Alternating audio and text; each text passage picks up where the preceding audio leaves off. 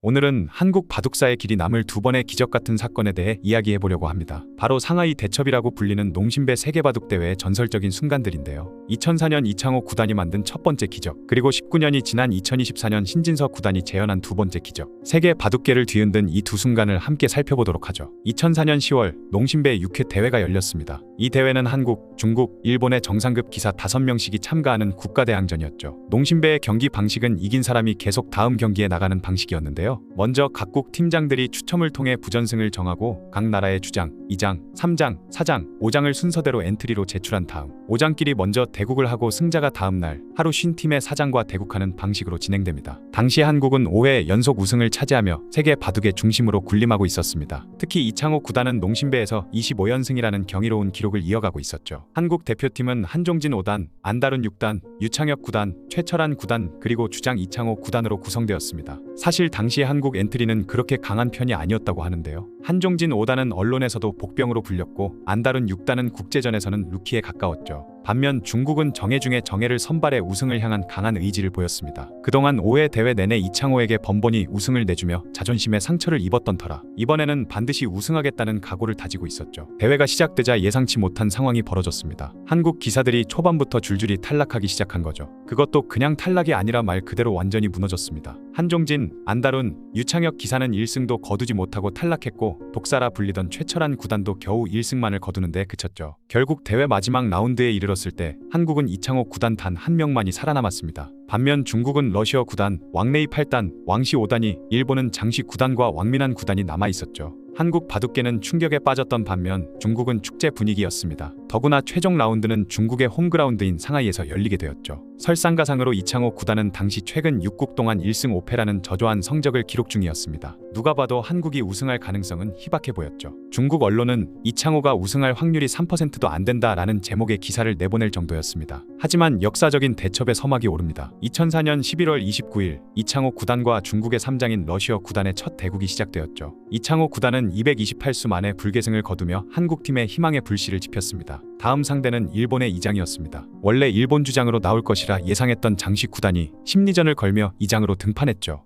양국의 자존심이 걸린 대국에서 이창호 구단은 245수 만에 불계승을 거두는데 성공했습니다. 세 번째 상대 중국의 왕레이 8단은 이창호에게 고전하다가 184수 만에 돌을 내려놓았습니다. 이것으로 3연승. 불가능해 보였던 이창호 구단의 5연승과 한국의 6연패가 조금씩 현실로 다가오기 시작했죠. 네 번째 상대인 일본의 주장 왕밍단 구단은 한국 기사들에게 약한 모습을 보여왔던 선수였습니다. 이창호 구단은 204수 끝에 불계승을 거두며 4연승을 달성했죠. 마지막 상대는 중국의 왕시 5단이었습니다. 2005년 2월 26일 결전의 날이 왔죠. 중국 기원의 왕눈한 원장은 왕시 5단이 잘 둬도 이길 수 없다고 말할 정도로 사실상 단수 차이에서부터 이미 승부가 정해진 경기였습니다. 결국 이창호 구단은 마지막 경기마저 승리하며 5연승을 달성했고 한국은 믿기 힘든 6연패를 이루어냈죠. 이 5연승으로 이창호 구단은 농심배에서 1회부터 6회까지 30연승이라는 지금 봐도 믿기 힘든 대기록을 세웁니다. 이 사건은 이후 상하이 대첩이라 불리며 바둑 역사의 길이 남게 되었죠. 중국 신문은 이 사건을 대서특필했고 한국 인터넷 바둑 사이트 타이젬은 접속 장애가 발생할 정도로 화제가 되었습니다. 농심에서는 이창호의 불패 신화를 기념해 불패라면을 만들겠다는 이야기까지 나왔죠. 중국에서는 자국 기사들에 대한 비난이 쏟아졌고 이창호를 숭배하는 사람들이 기하급수적으로 늘어났습니다. 중국 총리 이름은 몰라도 이창호의 이름은 안다는 말이 나올 정도였죠. 이 사건 이후 중국의 칭하오 구단은 한국 기사를 모두 꺾어도 이창호가 남아있다면 그때부터 시작이다 라는 유명한 말을 남겼습니다. 그로부터 19년이 지난 2023년 10월 제25회 농심신라면배 세계바둑 최강전이 시작됩니다. 한국에서는 랭킹 1위 신진서가 자동 선발되었고 선발전을 통해 원성진, 설현준, 박정환이 선발되었으며 와일드카드로 변상일이 선정되었죠. 중국은 구쯔아오, 딩아오, 커제, 자오천이,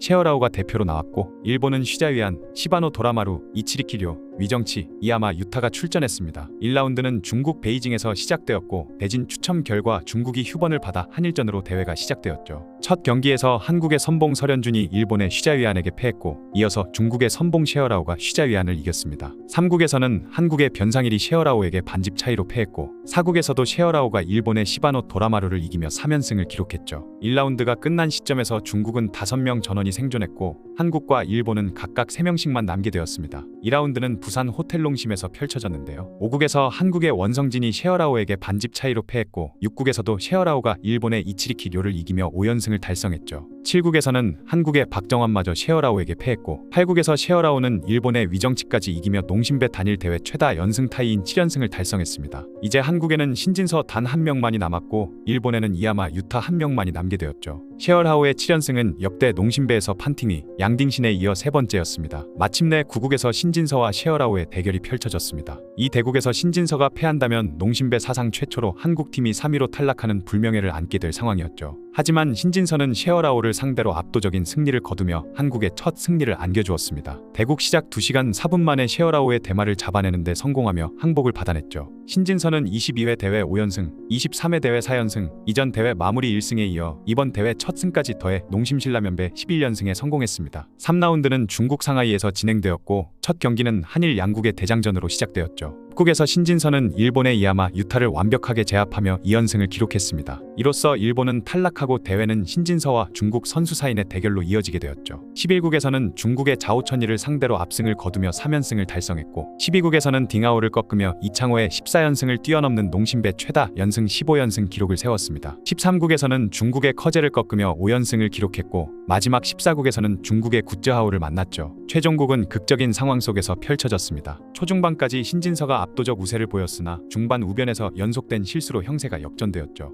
하지만 패공방을 통해 다시 유리한 국면을 만들어냈고 마지막에 일선 비마 끝내기 자리까지 찾아내 결정타를 날리며 승기를 잡았습니다. 결국 굿즈아오에게 항복을 받아내면서 신진서는 농심배 사상 최초의 6연승 끝내기로 이창호의 상하이 대첩을 19년 만에 재현했고 한국은 통산 16번째 우승과 대회 4연패를 달성했죠. 두 번의 상하이 대첩은 바둑 역사에서 가장 극적인 순간들로 기록되었습니다. 이창호의 첫 번째 상하이 대첩은 30연승이라는 전무후무한 기록을 세웠고 신진서의 두 번째 상하이 대첩은 15연승이라는 새로운 기록과 함께 6연승 끝내기라는 전대미문의 기록을 세웠죠. 특히 신진서의 기적은 앞선 한국 대표 4명이 모두 1승도 거두지 못한 상황에서 홀로 6승을 거두며 우승을 가져왔다는 점에서 더욱 놀라운 업적이었습니다. 두 바둑 천재가 각자 다른 시대의 비슷한 상황에서 불가능을 가능으로 만든 이야기. 이것이 바로 바둑의 역사에 길이 남을 상하이 대첩의 전설입니다.